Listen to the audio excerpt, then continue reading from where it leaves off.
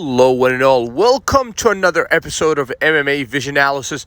This one is a bit of an interesting video. I personally don't like talking about these kind of subjects, in all honesty.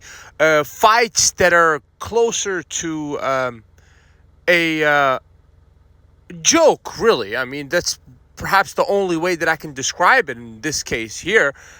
We've got the feud that's going back and forth between the former middleweight champion Sean Strickland and none other than David Goggins, of all people. But it is kind of an obvious choice, but I just never thought of Goggins as a fighter, in all honesty.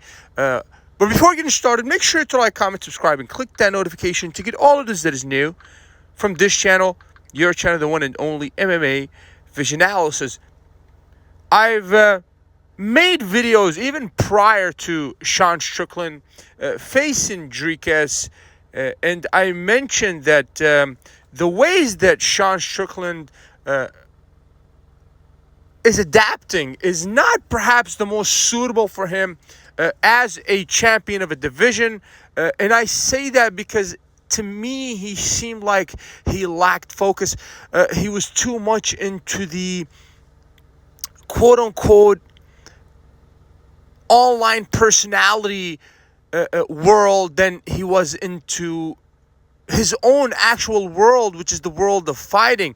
I saw Sean Strickland sparring influencers and just random people he should not be in the octagon with. And I think ultimately that cost him his championship, is his lack of focus. That's how I view this as. And I'm not sure if there's nobody around Strickland to kind of make him aware of this kind of thing. To me, it's a shocker, in all honesty. The fact that Sean Strickland is so accessible to so many people, which ultimately causes him valuable energy, mental energy. What Sean Strickland should be doing, in my personal opinion, and I cannot tell Sean Strickland what he should be doing. Let me just clarify that. But to me, this is the former middleweight champion, and that championship has a mystique, an aura about it. And I believe that all champions have a mystique and an aura about them, and it should perhaps remain that way. I'm not a big fan of seeing UFC guys go into boxing because, it makes you lose a lot of that momentum, that your power, essentially, you're giving up when you go into such a restricted rule set like boxing. I would like for the opposite to be the truth. And same thing goes with the internet.